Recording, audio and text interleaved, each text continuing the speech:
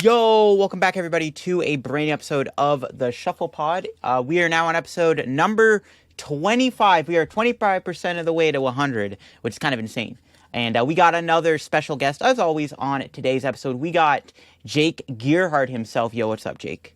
Hello, thanks for having me. Yeah, we're excited to have you on. I mean, we've wanted you on for a while. I've wanted you on for a while. I know we spoke at Toronto a little bit about trying to get you on, and you've had a pretty good run this season so far. I mean, obviously you got top 8 at the Toronto Regionals, which was awesome. Especially because you kind of like proved everyone wrong about the Lugia counter stuff. So that was really awesome to see. And I'm excited to have Jake on here. Of course, Jake is also a pretty big mind in the community. He always has like posts on Twitter about like theory crafting different ideas and kind of thinking ahead, like and future statistics. A lot of statistics stuff too, which I like looking at that kind of stuff. So yeah. Yeah, I mean, Jake, I'm not gonna lie, like after this podcast, like I'm gonna be recording a tier list video for my second channel on that, like every mechanic in the TCG, because I saw your tweet and I was like looking at that earlier today, and then I watched OmniPoke's video. I'm like, all right, we gotta do that. So like Jake's even out here inspiring me to make content, which is awesome. But everyone's jumping on the tier list after me. yeah, the mechanic tier list definitely really interesting. I got a lot of takes on that. But we also want to talk, obviously, about Jake's journey so far in the Masters Division. And then also we talk about Crown Zenith. At the time of recording this, Crown Zenith comes out tomorrow on TCGO. So it is coming out in quite literally less than 24 hours. And we got, of course, Jake to hopefully talk us through some of his thoughts on some of the new cards, like Radiant Charge Bug, some of the new V-Stars. I know Jake's been really vocal about, like, Zamazenta V-Stars, so definitely looking forward to hear what he has to say about that, and we can probably give some of my opinions. My opinions have evolved a little bit since the last time we talked about Crown Zenith. But before we do get into today's episode, we got to do our weekly recap. So, Lindsay, how has your week been? I have nothing new to report from my week. I've had the most like work weeks, the standard work weeks that you could ever possibly imagine. Just going to work, waking up, going to work, coming home, going to sleep, waking up. It's kind of one of those weeks for me. But if you guys saw on Twitter, I finished you guys, I did it. Oh, I yay. finished it. Look, it's all here. I got all the energies. Look. Nice. I did it. That's sick. I did it. That's sick. I did it. So what I did was, people listening are like, what'd she do? I finished my psychic energy collection. So kind of what I wanted to do, and I also want to clear the air a little bit, because I knew I was going to have a couple of you Twitter trolls on there be like, oh, well, actually, you're missing the energy from. Listen, I decided to do the energies from the major set releases, and I wasn't going to do repeat like prints if they were like basically the same, kind of like how the Brilliant Stars energy, like the most recent energy that came out in Brilliant Stars, it's the same in Astral Radiance and Lost Origin. Like, I wasn't going to do the repeat sets of it, so just for one. And for two, like if they were like super, super similar, I didn't want to do it. But it was just so much fun to research kind of like all the different energies and like the sets that they came from, and like just how it kind of evolved. Like they were with this like little triangle deal for a while behind the energies. And really it wasn't until Sun and Moon, what is that, 2017? Yeah. That they actually kind of, 2016, that they got rid of. Wait, no, it was 2017. It was 2017. Right. Yeah, you're right. It was 17. I got the 2 dates mixed up. I'm getting too old. So it's just kind of interesting. I like having all this in these little frames, and I can't wait to hang it up, and I'm really excited for it. But that's really the only thing that's happened this week for me. Yeah. Are you so gonna? What about are you gonna? Abby? Well, I ask you a quick question first. Are you gonna do the Crown Zenith Psychic Energy? Because there's like a hollow, and I'm gonna have to wait like 8 more years or something. Because I pulled. I'm not gonna have one of these with one energy in it. Yeah, you pulled the reverse foil one? Yeah, TBCI, at the time of recording this, I technically am not allowed to talk about it, but by the time this video goes up, who cares? They did send me early Crown Zenith product to open up, and I did pull the Hollow Psychic Energy, so... Sweet. You know, so if you need a Crown Zenith Psychic, I got you. I got an extra one, so... Oh, yeah. So I don't think I'll be using it. Do a little tradesies. Yeah, because I'm not too into the bling IRL, so... Yeah, and you know, I did notice that Jake was using our good old Expedition base set energies. I did notice that. Those ones are great for prize checking. You just see them, the big giant yellow thing on the side. Oh, okay, okay. See, like out here innovating. I mean, that's very, very true. Like again, those watching, it's the one with the giant yellow border. So definitely a lot easier to see. Interesting. Do you have any of those like League promo energies or just the main set ones? I did not. The only like promo like that I have is the Wizards of the Coast promo from 2002. That's the only one I did because I didn't want to get any of the ones that were stamped that had like the League on it. Like I thought, okay, that could maybe be like a further dig. I was actually going to include Japanese energies until there was like one that was like impossible to get. So I was like, okay, you know what? Yeah, you got to get the full set. You don't want to be missing one, right? It is the movie promo one. It is the movie promo one. There you go. That was the best one. It is. It's like a spiral. Oh, yeah, it's so cool. And it literally on the internet was basically impossible to find one that was like the psychic specific. It's like people are selling like the packs, but like it does look nice, yeah. I think you can get them, like, if you're going to Japan this summer for Worlds, you can probably get them over there. I've heard they're not too expensive there, but it's just that, like, no one ships them overseas, so... Right. Yeah, I couldn't find, like, anything about it, but... There you go. It was fun. My favorite energies, the energies that I like to play in my decks are the Generations. I like the Generations energies. Same kind of thing. I feel like the stripes just kind of pop out to me. Like, I feel like I can notice them a lot easier, or I don't know. Yeah, they're not bad. Like a lot.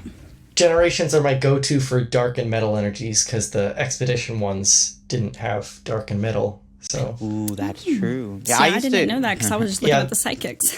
Back then, there were it was all special dark and special metal until Diamond and Pearl era. Yeah, that's true.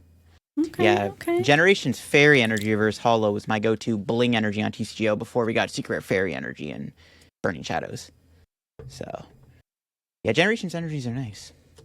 But I would like to play with the Heart Gold Soul Silver ones, but those are like $10 in energy. Yeah, they're expensive. Yeah, that was way more. That was definitely the Call of Legends was definitely the most expensive one. It was more expensive than the first edition Shadowless base set by far. That's crazy.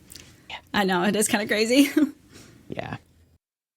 But yeah, so I guess for my week, so it hasn't been that long since we recorded the Piper episode at the time of recording this. I haven't really been doing much, but I have been doing a lot of shopping. I actually just got back from the mall, and I got so lucky. I got back from the mall, went to the record store, and I found two vinyls that I've been looking for a while now. What? We got DS Forever by Gunna, which he might be a snitch, but I still like his album. And then I found this. I actually screamed when I saw it. It was Migos' Culture 2 vinyl. Like this one this one is really nice. This one I've been looking for a very, very long time. The Gunna one's also hard to find. I wanted to get that too. It's one of my favorite albums of last year. And I found those both today. I was searching through the vinyls and I saw both of them and I'm like, oh crap, I gotta get both of them. But Funko Pops, I've been getting some decent Funkos recently. I got a couple Grails here. The first one I want to show off was actually Velma here from Scooby-Doo. Oh. This one was actually, I got it for an okay price. I think it's going up right now because of the Velma show that's out on HBO Max. But this is a really cool one. I'm obviously a huge... No. I'm obviously a huge Scooby-Doo fan, so I had to cop that. It goes with the Space Kook and the Phantom Shadow. Yeah, I was going to say, you have a couple of those monsters. Yeah, I still got to get Shaggy, Scooby, Velma, or Shaggy, Scooby, Daphne, and Fred, but we'll get there when we get there.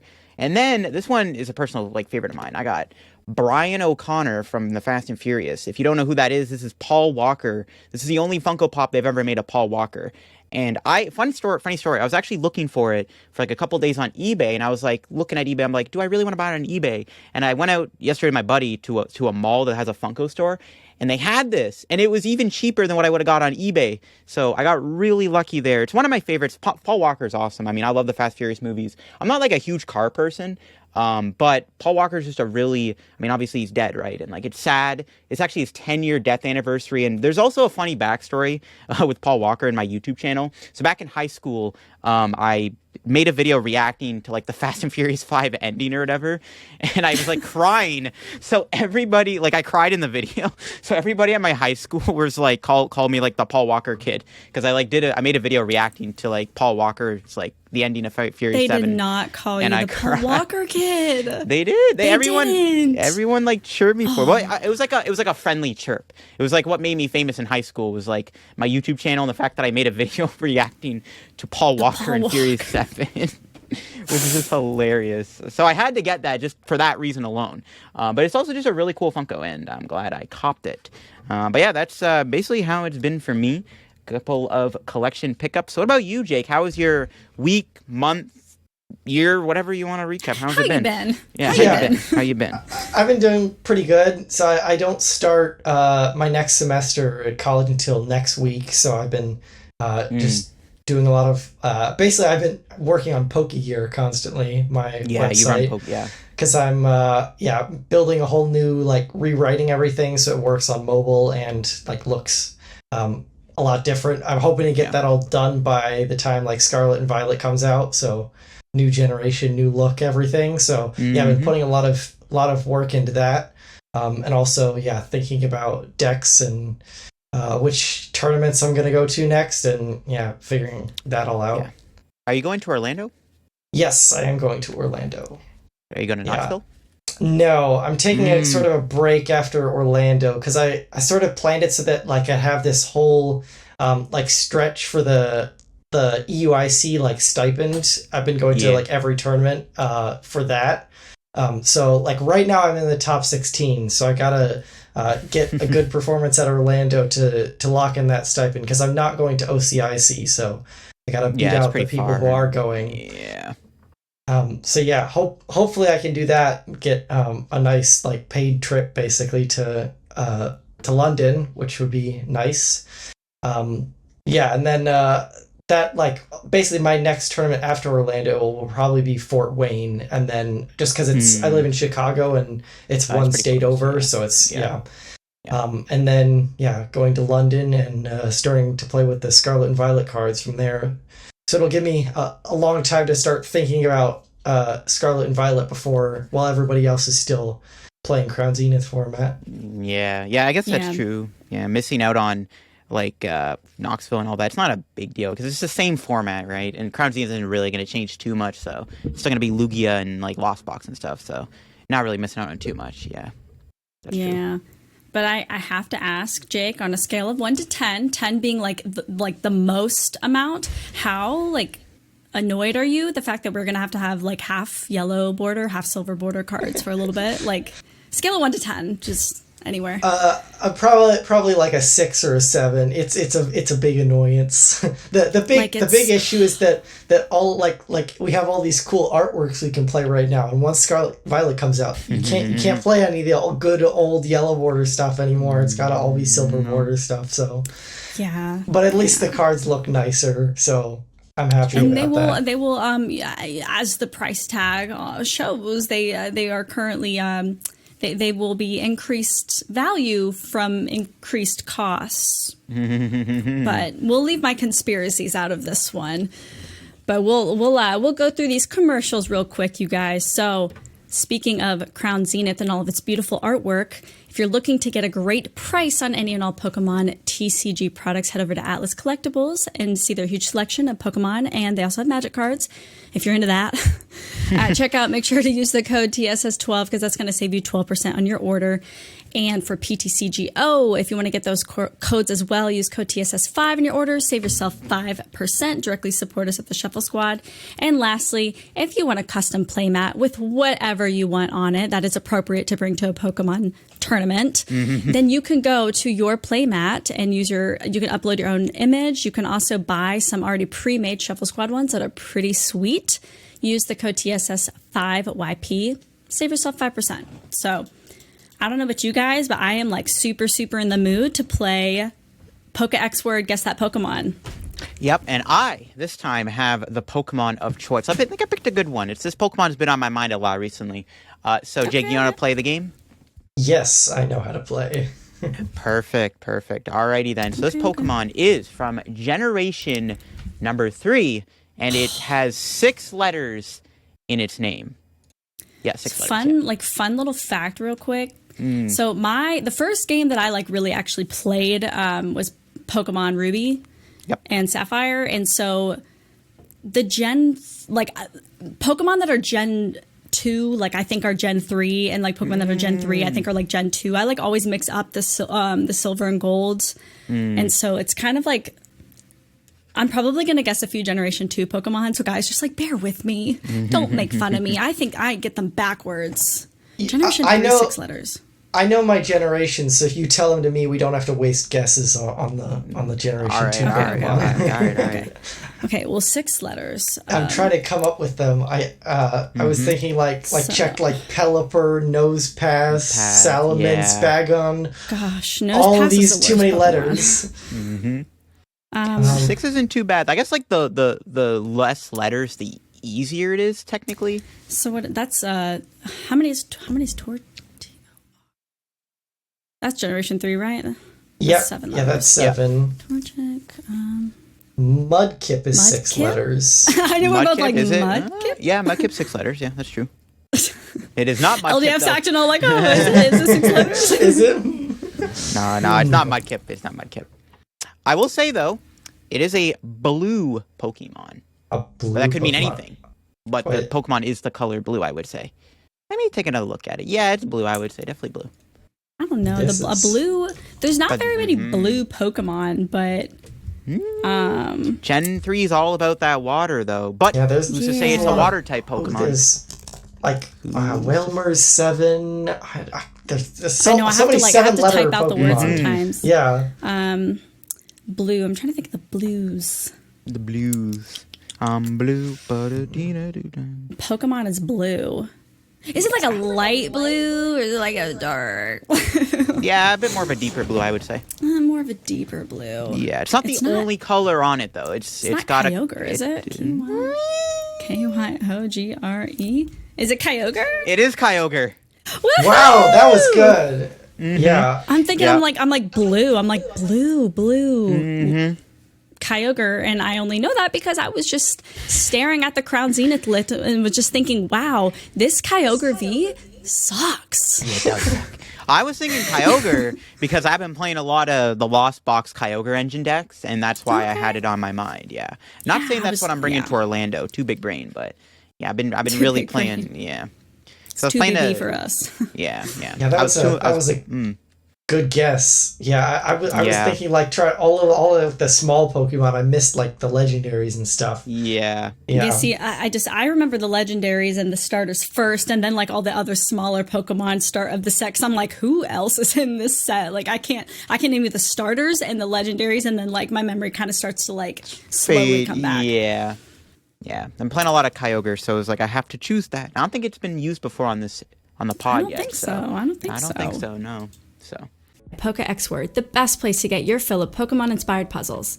New puzzles are posted every day, and they recently launched a new Guess That Pokemon puzzle, which is a ton of fun to play. Go check them out at PokeXWord.com and be sure to follow them on Twitter for your chance to win a ton of PTCGO codes every month. Before we dive more into how bad Kyogre V is, we want to talk a little bit about Jake and kind of his Pokemon starter story. And we know his Masters results, but where did it all begin? Yeah, so I started playing in the 2013-2014 season. Around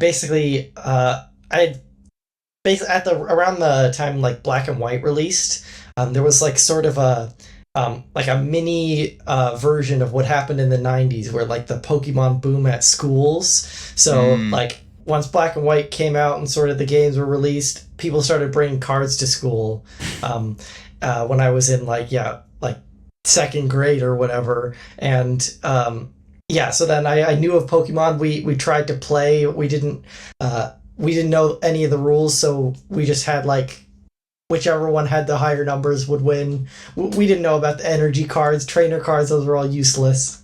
But then I found on YouTube the finals of the 2013 World Championships. That was Jason Klasinski versus Simon Nerode, Plasma versus Darkrai, and it was like the first World Championships that was actually like officially streamed. There had been streams the previous years, recordings, but they were all sort of not done by the Pokemon Company. So the first one where the Pokemon Company streamed it, I saw the finals match. I was kind of blown away by the fact that this guy had all basic Pokemon in his deck, and there were 4 of the same card.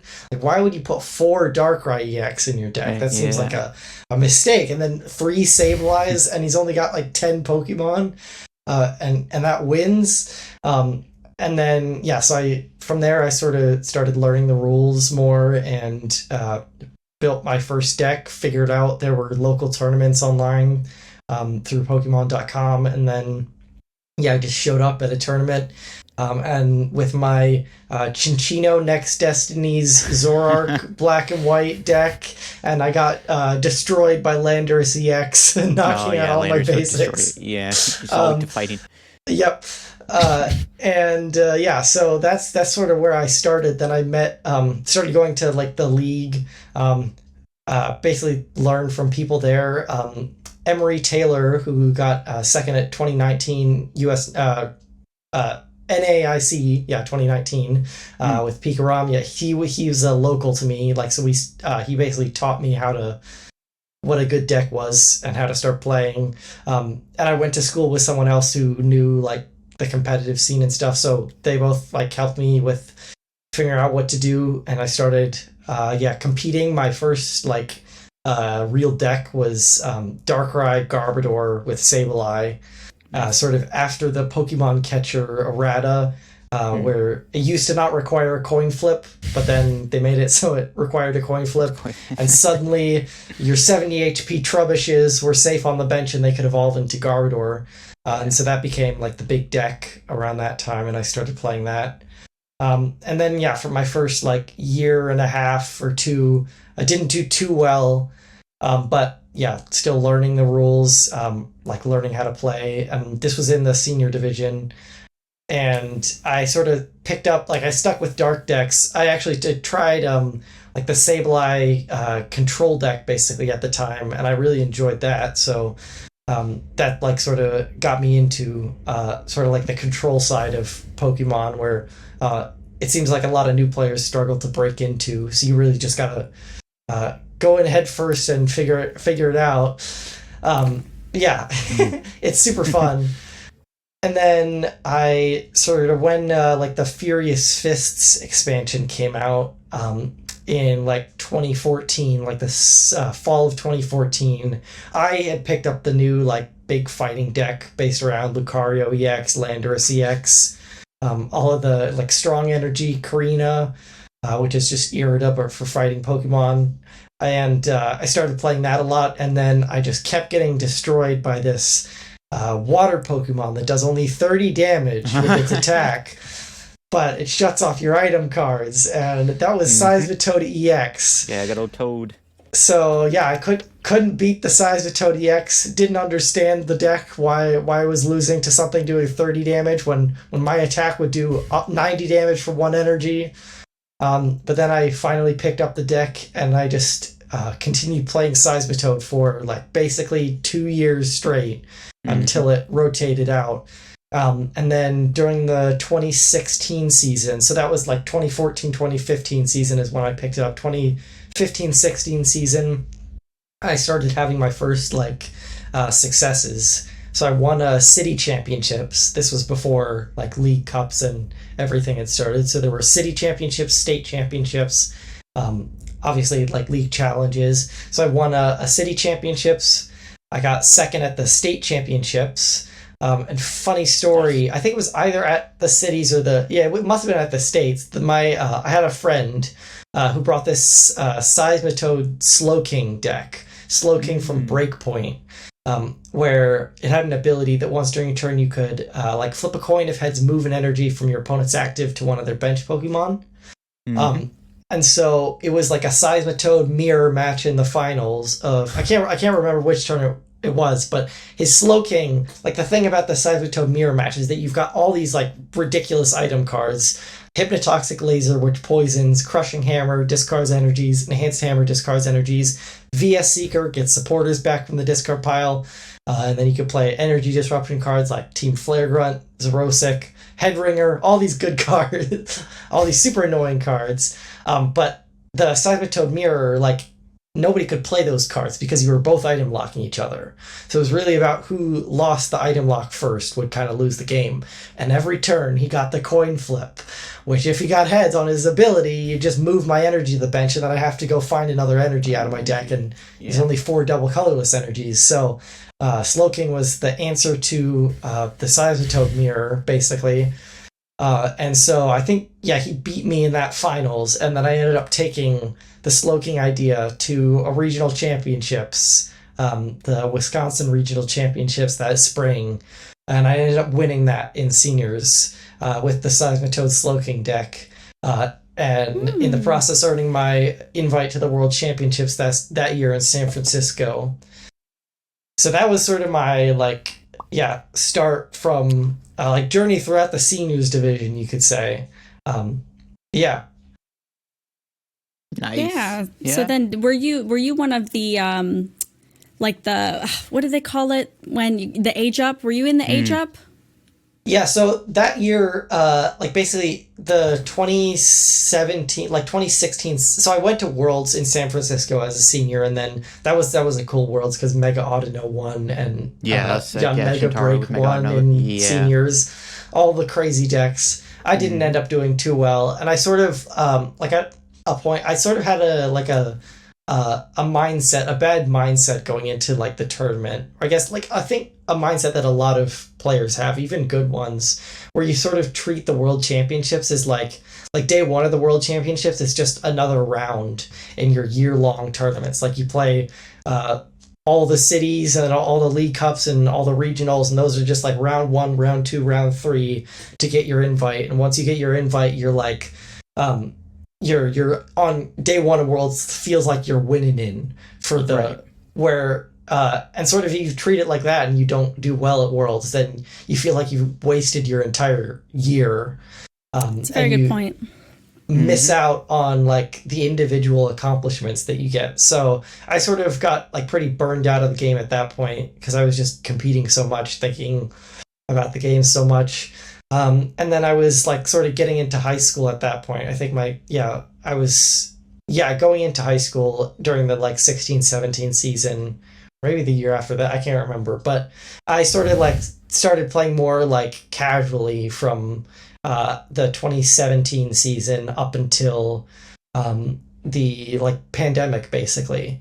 So I was I think I aged up a year after that. So I aged up in the 2018 season, but I was still playing just locals mostly, just fun decks, whatever. I'd go to a regional every once in a while to see friends. Always play just weird decks that were fun. I played the Excadrill Focus Sash Loop and Expanded to a regionals. That was a fun deck. But so I wasn't really competitive trying to go for my invite or anything like that. And I really sort of got figured out why I liked playing the game. It's just a fun game. Pokemon's very fun. So if you leave all the competitive stuff behind, you can have a lot of you just see a different perspective on the game.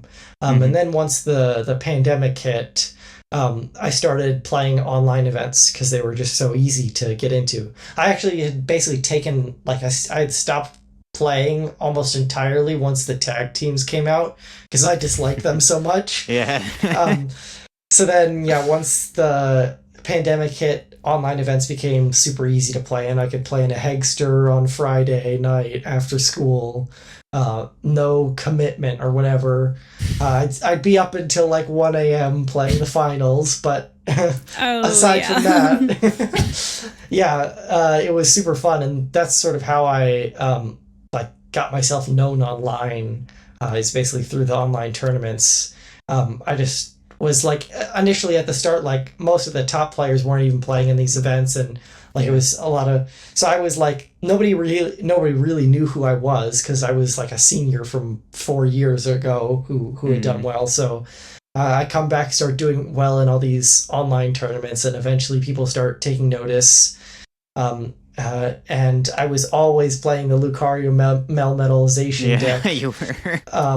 I came up with that, like the Pokédolls idea in that deck. So that was sort of my claim to fame on Twitter. I think Andrew Mahone, Tricky Jim, played the deck once, and then like I was in his stream, like telling him why I came up with the idea and whatnot, and that was cool. So then I just kept playing online. Became more well known. I started working on Pokegear because I always like deck building is like my favorite part of the game, and the like deck building on PTCGO, like it's not great, and there's no alternative. I mean, it's all right, but yeah, it could be better. And so I wanted to take things like into my own hands basically, and so I could also use like retro cards and stuff like that.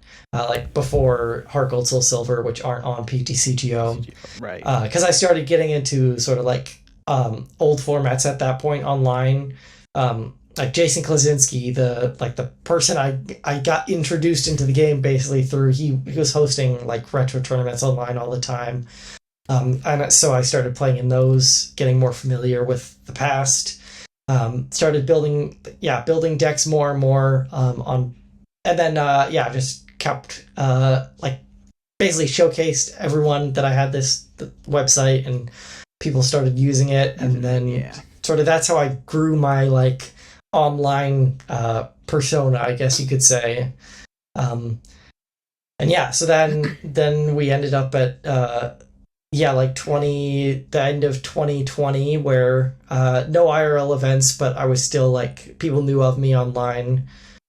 And then that's the point where IRL starts, right? Yeah, you definitely, I would say, are one of the more like well-known players from the online era that transitioned into real life, I would say. Yeah, and that's interesting that you've kind of had that like impact. Like you're talking about how like Mahone had that like Luke Metal. I'm pretty sure he did a video on that, the deck with the dolls, right? It's on his channel. Yep. Yeah.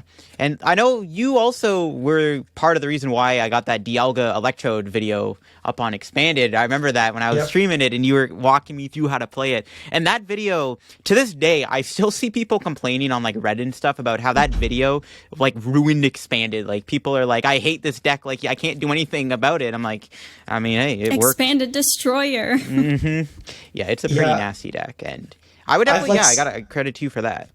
I sort of like learned enough of Japanese where I can go on Twitter and like search for decks and things. Yeah. Because that's always like the most interesting, just looking through what Japanese players are posting. And I saw that deck as one of the posts, and took the idea and built the list, and then played it in that random online event once Astral Radiance came out, and then you picked it up that night. So that's like once like 2021 happened, or when it was 2022, 2021 was like right before online events, and then 2022 online event or in-person events started. And so then I started, like I didn't have any points from 2019 because I was just playing like casually for fun, so I knew I wasn't going to go for my Worlds invite, but I knew that like Worlds wasn't the priority that like it was for a lot of like top players. Like all I wanted was like, since like learning from my burnout, basically I like now focus only on like the current events. Like the Worlds is just a thing that like, it's a bonus thing at the end. It's not the thing that you should be playing tournaments for. Like you're going to the tournament to do well at the tournament. So going into like Salt Lake City, I had my I came up with like and like my testing group, we came up with the Arceus like baby Moltres deck, which basically no one was playing at the time, and I was able to like get basically top 64 at my first like event actually trying, which was pretty nice in Salt Lake City, and then go on, continue playing, get top 64 at NAIC, and then sort of went this current season, the 2022-23 season came around. I went to like, I basically wanted to go to like every tournament that I could before I hit my like best finish limit of like, you get six placements at regionals. So I wanted to make sure I maxed that out because I knew like qualifying for Worlds was going to be hard this year, especially if they didn't lower the invite, which seems like they're talking about it, but we don't know yet. So one can only hope. Then I end up going to like Baltimore. I draw the worst hands I've ever seen with Palkia. No VIP passes in the entire tournament. I had my cool like 1/1 Bennett tech. I remember you were telling me about that. Xander Pero played in his Dialga deck. I was playing in Palkia because you can like cross switch around a flying Pikachu and then Bennett to devolve it and knock it out. This was like back in the Astral Radio or the Pokemon Go format still. And then so I like didn't do well at that tournament, and then I brought basically same good old Palkia to like Salt Lake City the next tournament. And I play a couple weird cards in there as well because that was once Lost Origin came out. And I big hit Thornton my fan. I'm a big Thornton fan. You have no idea. I have been day one Thornton fan all day. Yeah, I love Thornton. Such a great card. So I put in like the Thornton, Wash Energy, 70 HP Sobbles. I had my 2 Lost Cities because I was worried about like the Radiant Charizard Lost Box deck. But it also happened to destroy Reggie's, that was the Reggie's tournament. And so, I just came in with a deck and I happened to draw my VIP passes. So I ended up getting top 16 at that tournament. I got 9th place, didn't bubble out. Thankfully, it was a clean cut. That was like my first top 16. And then next tournament I go to is Toronto.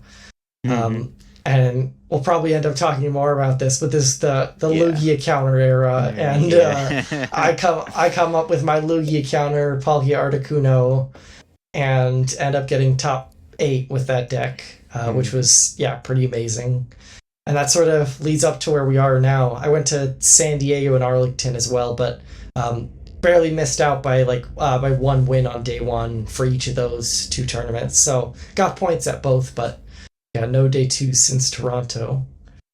Yeah, the Toronto one was definitely like legendary. The Articuno, because at the time everyone was on. It was like Zekrom, Articuno, and then of course you had like Rahul's group brought the Espeon at VMAX package, and you even played against Rahul on stream and still beat him with the Articuno Palkia combo, which is kind of insane to see.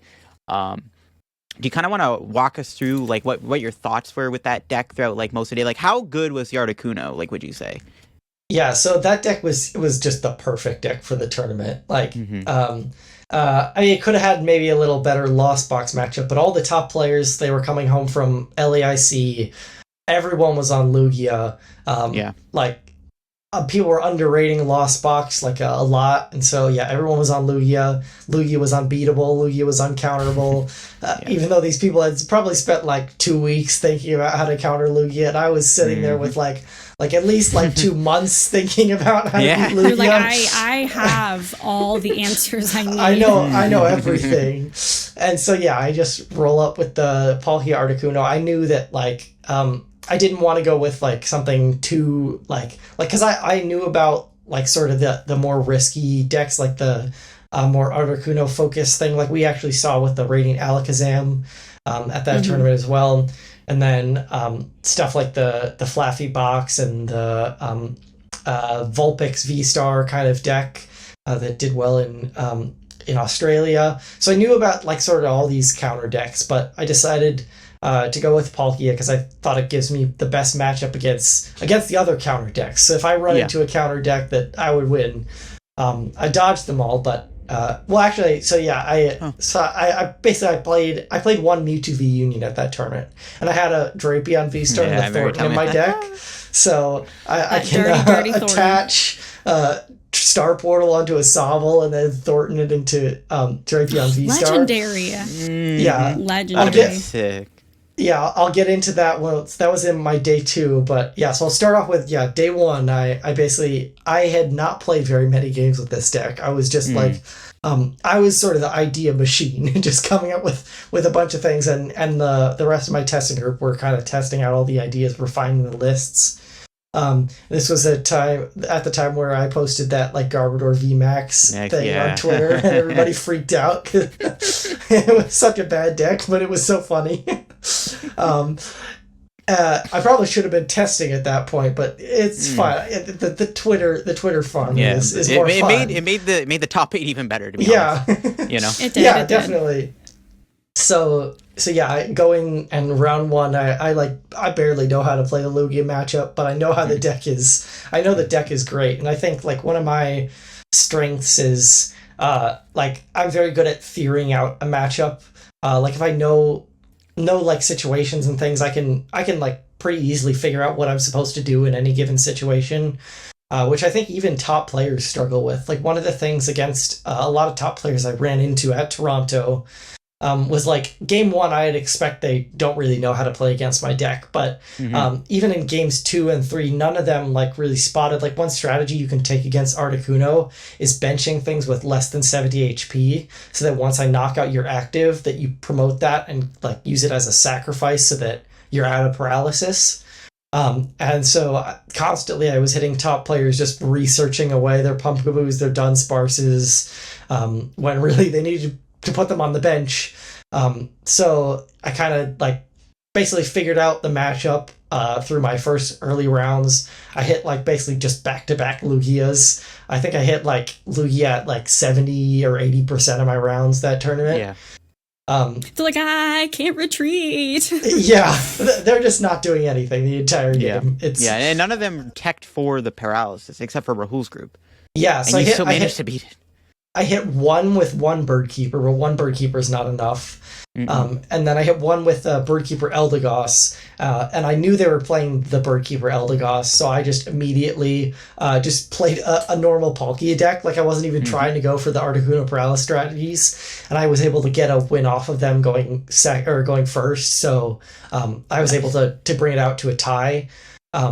Which I was pretty happy about. That put me in a good position to go to day 2. I was like 6-2-1 or 6-1-2. So I was like, 1 point above all of the 6-2-1s, but that's a big advantage going into day 2 because there's so many people who end up going into day 2 at 6-2-1 that it's really hard to make top 8 from 6-2-1, but 6-1-2 is a lot easier because you already got that extra point.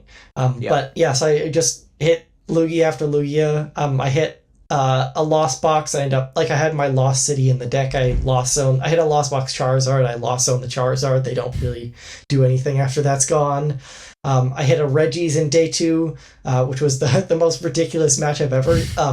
Neither of us were drawing anything, and my opponent had a Pokestop in play, and we were just Pokestopping like turn after turn, just discarding everything. He discarded like a path every time, so I was like, great, I just need to get my Lost City out and stick, and then I discard my Lost City off of the Pokestop. Like, no! But eventually I ended up drawing out of it, and I counter Stadium, and then he bricks basically for the rest of the game. And then game 2, I'm able to sort of get the Lost City when I need to run them out of attackers. And then I just keep hitting more Lugias without switches or with just one switch. And then I hit a Mewtwo V Union, which was Daniel Lynch. And he had Mewtwo V Union, similar list to Piper, I think, who ended up winning the tournament.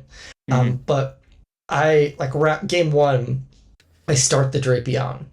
And you can't Thornton when the Drapion is in play already. Nope. So game 1, I start playing. I play out my first turn just to see what its deck is all about, if it's got anything weird in it. I realize it's pretty standard Mewtwo V Union, some extra Eviltals to deal with Lugia, and immediately after 3 minutes, I scoop the game and we're going to game 2. And he's super confused. He's like, normally people wait until literally said normally people wait until I get the Mewtwo V Union in play to concede, and then he's like, after the round's over, tell me why you scooped early. So then we go into game 2.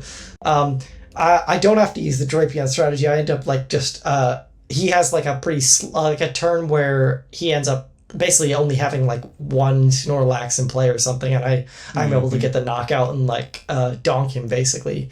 After he ended up Ultra Balling for another V Union piece to get in the discard pile instead of a bench Pokemon.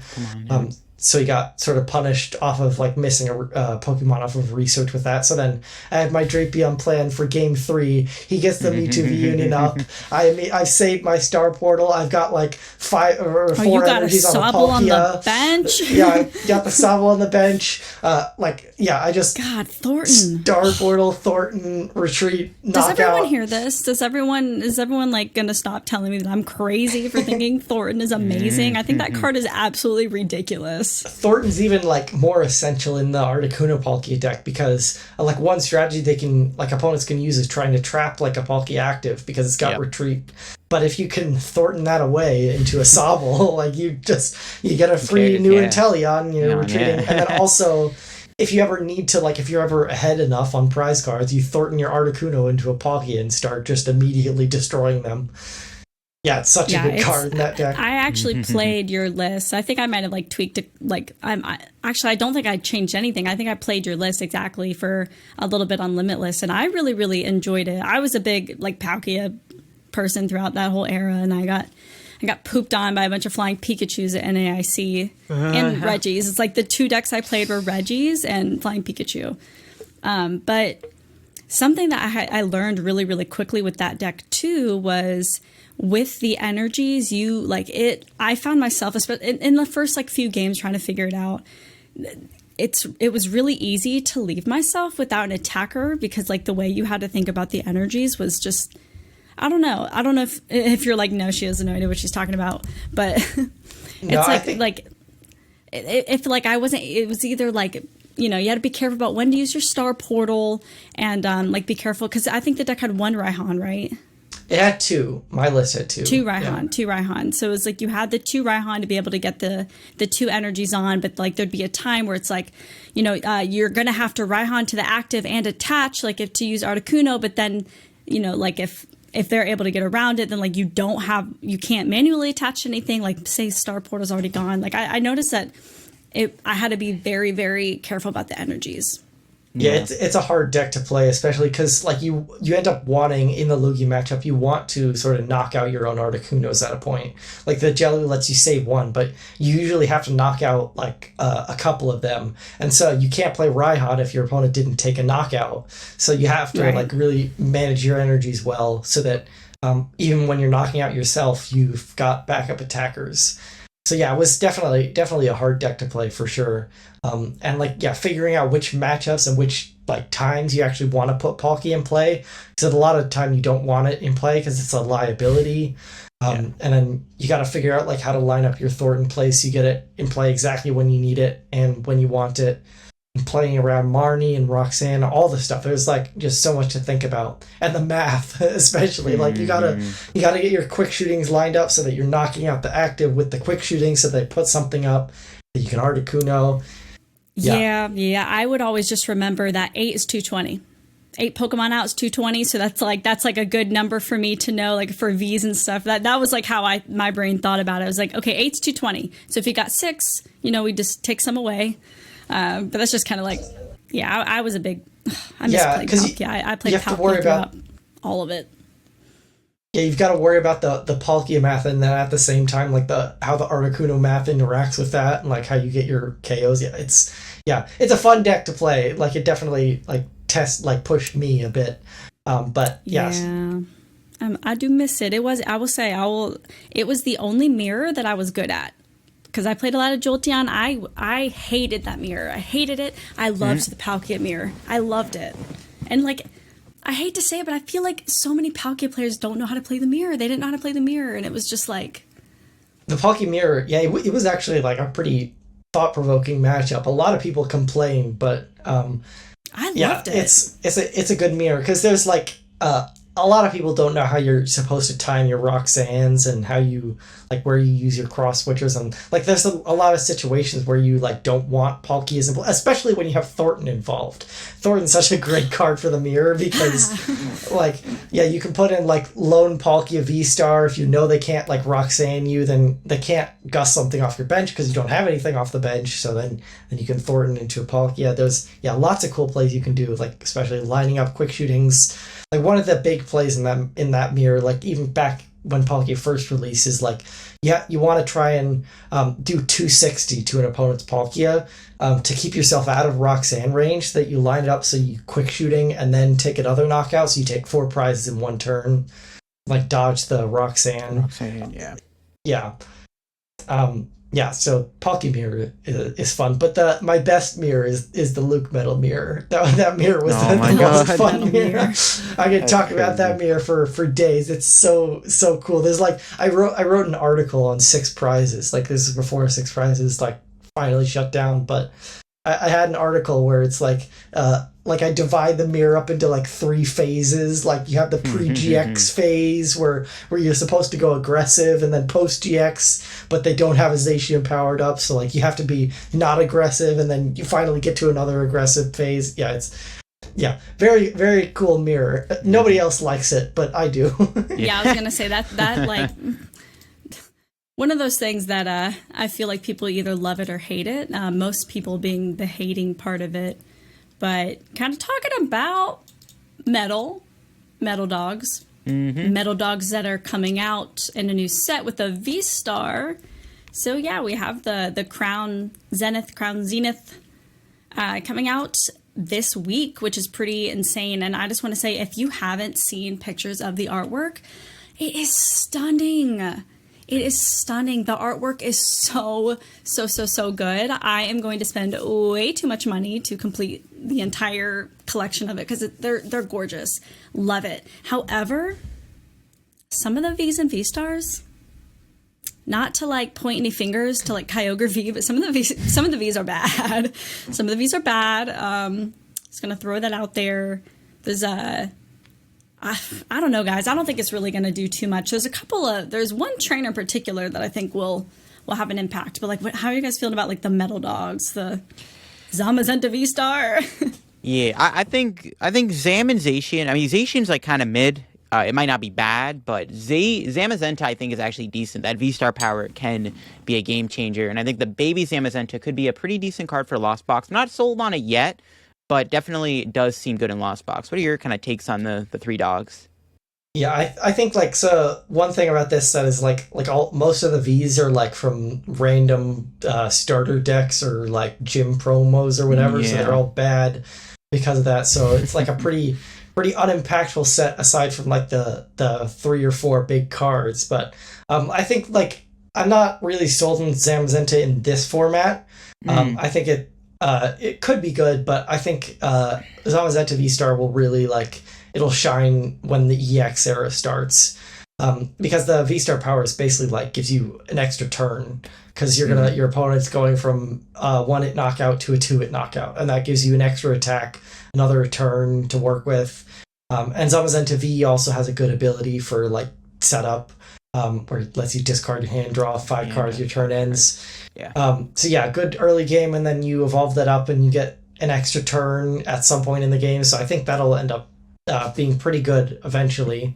But I think this set is like really like if you could describe like the whole set in like one sentence, it would be like a Lost Box buff, because that's all this set is really. You got like 3 cards that are going to be super impactful for Lost Box, which are the Sky Sealing Stone, Zamazenta, Baby Zamazenta, and then what's actually the last card? I can't remember. Oh yeah, the Sky Sealing Stone, the Baby Zamazenta, and then I'm blanking. What is in this set again? I remember. Is it a Pokemon? Let me pull it up. I can't remember. I don't know why I'm forgetting. Because there's not really any other new items. Only like new item is the Forest Seal Stone. Oh yeah, it's the Sky Seal Stone. Radiant Eternatus, that's what it is. Because Radiant, yes. Radiant. Yeah, because there's the you can play like Lost Box with Duraludon VMAX and Flying Pikachu VMAX, which has been popular in Japan. And then so that Radiant Eternatus probably gonna help Lost Box more than anything. Sky Sealing Stone, Lost Box is a perfect deck to use it. You can set up a V out of nowhere, a Raikou V, attach the tool, and you take 3 prizes off of a Lugia, or 4 prizes off of a UV Max. We actually talked about this a few days ago when we were recording with Piper. We were kind of, and I know this episode is like coming out a week later, but yeah, we were just talking about that a couple of days ago with the Sky Seal Stone and how throw in what you can do, like the Zapdos V, Raikou V. Heck, Drapion why not V. Drapion V and take 4 prizes off of Mew V Max? That sounds pretty free. Mm-hmm. Yep. And then also there's the baby Zamazenta too is like so big for the deck. One of the things it does like that not many people think about is that it just makes Lost Box like extremely favored against Vikavolt. Vikavolt got first and second at the last like 2 regionals, but it can't be Lost Box anymore because you just put the Zamazenta active and then Vikavolt's doing like 20 or 30 damage a turn. You have like 5 turns to manually attach to something on the bench to one-shot the Vikavolt. It just gives you so much time. So yeah, that's a big buff for the deck. And then also it's just like it's a great answer towards Stoutland V. It's more splashable than Raikou. So you can, more splashable than Rayquaza. So you can get a return KO on the Stoutland even if your deck only plays like Metal, Water, and Lightning or something. You can, it's just, very good answer there. It's pretty good against like Reggies too, because they can't really one-shot it. It just gives you a lot of options. There actually is a single prize Pokemon, and I want to bring it up because I really want to hear what you guys think about it. Specifically more for like a control style, I guess, like deck, but the Oranguru, I don't know how to feel about it. The new Oranguru, we're out with Primate Wisdom ability. We're in with the Primate Acting Attack for 1 colorless energy. Choose a supporter card from your opponent's discard pile and use the effect of that card as the effect of this attack. Yeah, I think this card is very nearly good, but the wording would have to be so different niche for it to be good. Yeah. It's like if you made your opponent play the card, there's like a Hypno that used to do that. If made your opponent play the card, that'd be pretty good. You could make your opponent research their hand away. What are you gonna do? Like Colress? Colress, and then like discard or loss out all their attackers. But then.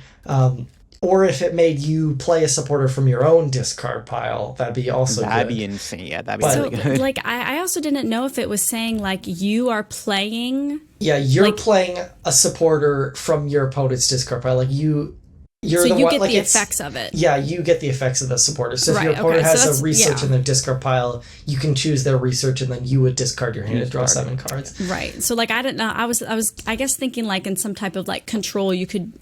But the thing is like you could, I guess, like have an infinite number of bosses, but then it all goes back to if they play a boss, if they play it. Yeah, they've got to play it first. So could be at the end of like a Durant deck. Mm-hmm.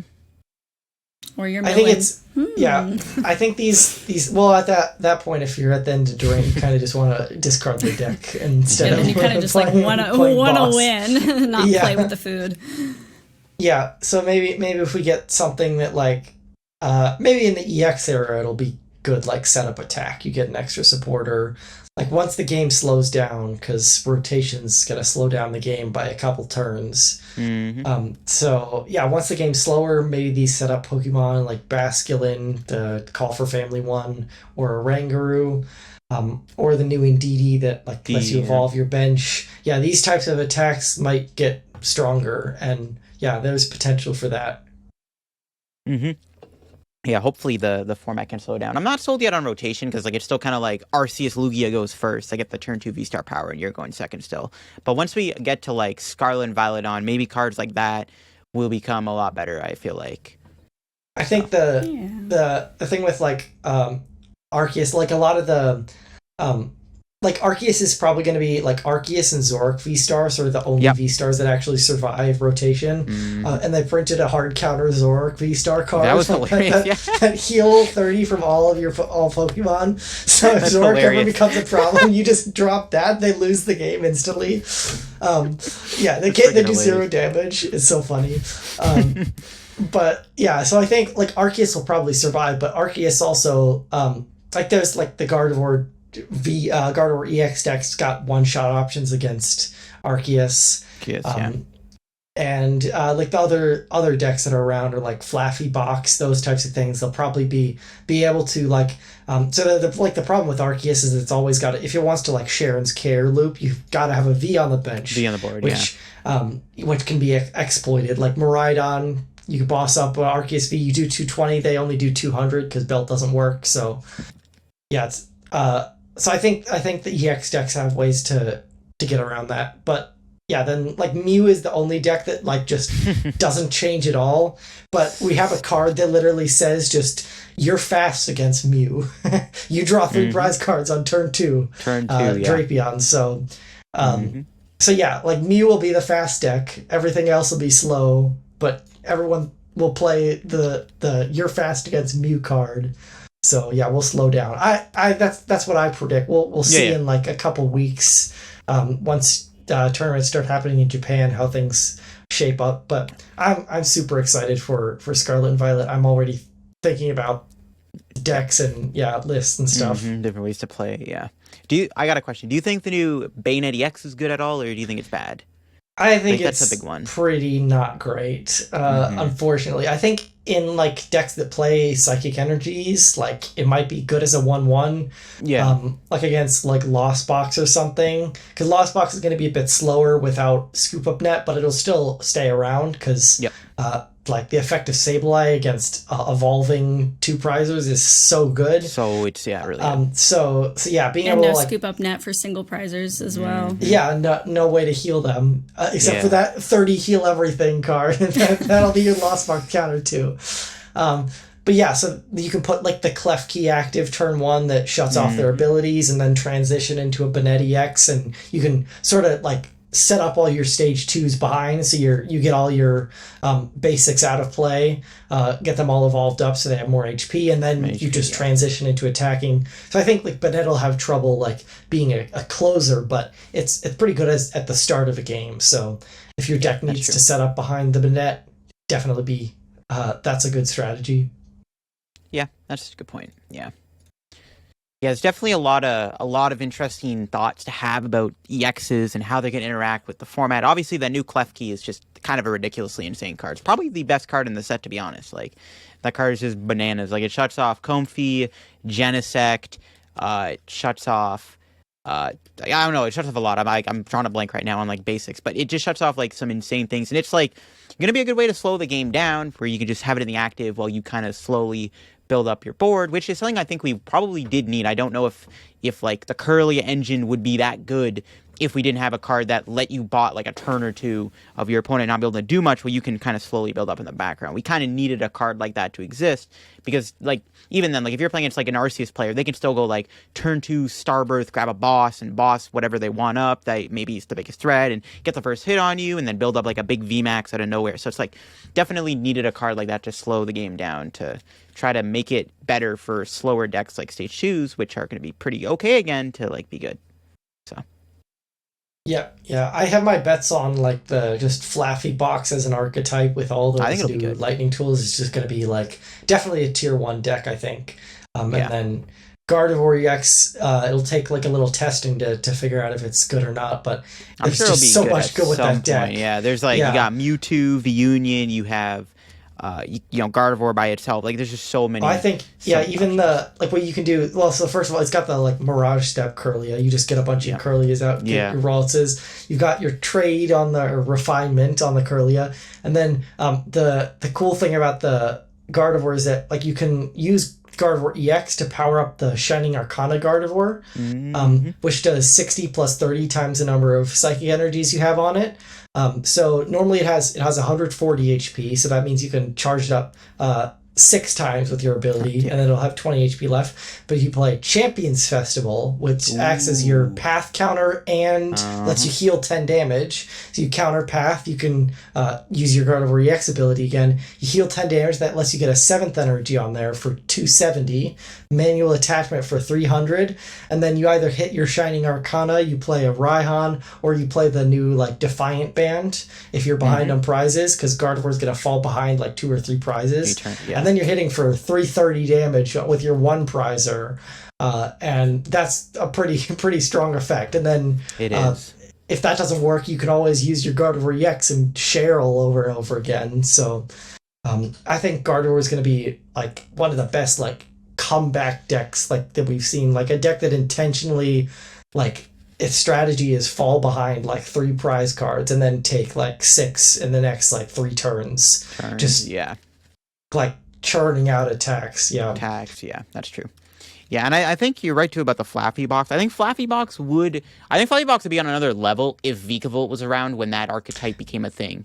Losing Vikavolt for that deck is going to suck because it would just be such an easy way to kind of like buy a turn, like item lock in your opponent. You don't have that option, so that might be like even broken with the electricity generator. You could turn one Vikavolt so easily. It'd be so ridiculous. Yeah, that'd be, and against all the decks that want to play like rare candy, like no, you can't do that. Nope. Yeah, it would just be just ridiculous. Like want to play Pokemon and like use their item cards.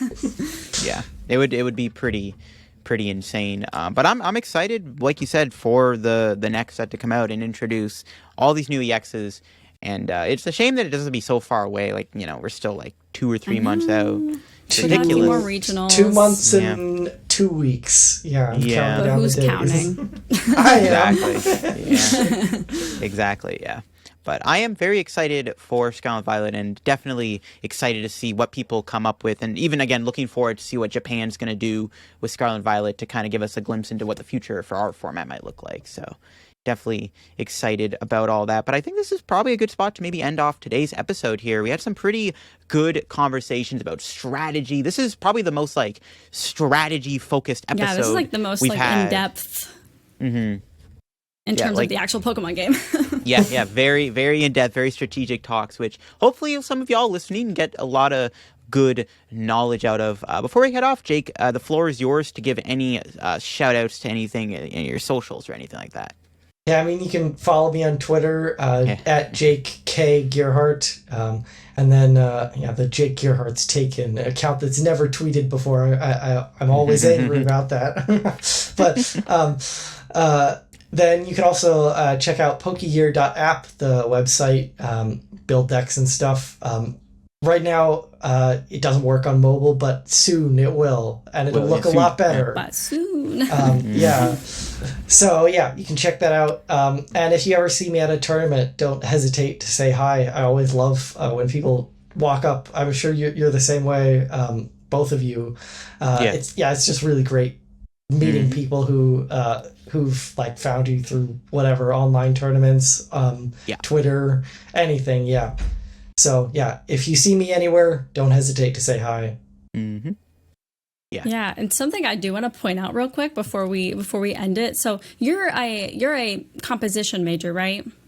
Yes. Yeah. So I thought that was interesting that like you literally creating music as like your degree, and then you're out here like creating Pokemon decks. I don't know. I was like sitting there thinking about that, like hearing you talk about some sort of or that type of stuff, of like how you would create the decks and get more into that kind of stuff. I was like, I think he's a composition major, which is cool. So you like to create. Love it. Yeah. Awesome. I got my programming, writing music for movies and video games and stuff. And that Sibelius online, so. Like you can get it all done in there. I used to be a music major, so. Oh, cool. Rough days. But with that being said, I think we are good to sign it off for this week. So until next time, peace out. Yeah. The Paul Walker P. I can never reach it.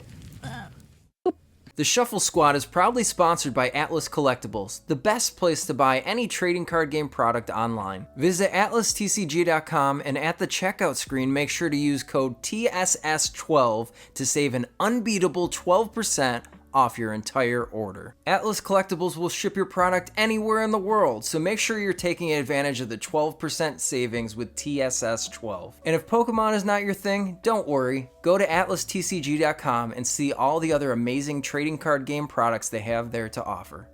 The Shuffle Squad is partnered with PTCGO Store to provide our community with the best access to Pokemon TCG codes. They have codes available 24/7, instant email delivery, and you can save 5% off by using code TSS5. If you're a YouTube member or Patreon supporter, you'll have access to a special code that gets you 10% off. So what are you waiting for? Use code TSS5 today and save 5% on your next order of codes on any codes available at PTCGOstore.com. Are you trying to be the best like no one ever was? Now is your time. Head on over to Metafy.gg and search out all our amazing Pokemon TCG coaches where you can book all sorts of training plans ranging from deck help to full season sessions with your favorite coach. What a great way to up your game. Check out Metafy.gg in the description below and take your game to the next level. PokeX Word, the best place to get your fill of Pokemon-inspired puzzles. New puzzles are posted every day, and they recently launched a new Guess That Pokemon puzzle, which is a ton of fun to play. Go check them out at PokeXWord.com and be sure to follow them on Twitter for your chance to win a ton of PTCGO codes every month. Challenge yourself against trainers from around the world to compete for the biggest online prizing yet. Are you ready for an unbelievable tournament unlike anything else you've ever seen before? The Shuffle Squad is proud to announce our newest tournament series, the Late Night Events, with an amazing grand prize that's bound to have you excited. Players can compete via play.limitless.tcg.com's online tournament platform every Tuesday to get a chance to earn weekly prizes. And every week, your placement in the tournament is tallied by points based on your best finishes to earn your rank for the Late Night Invitational event. The series will be conducted starting February 7th of 2023 and carry all the way through to the Invitational on July 9th of 2023, where the top players will be rewarded the grand prizing. And the grand prize is a signed jersey and photo op with the entire Shuffle Squad, as well as a fully paid trip to the Pokemon World Championships in Yokohama, Japan. This includes hotel and airfare, whether you're a player or a spectator. Don't forget to check out all the live coverage on our YouTube and Twitch channel of the top cuts of these events for every week. And subscribe so you can get notified where to watch the Late Night Events Invitational brought to you by the Shuffle Squad. Now get out there and start winning. We'll see you in Japan.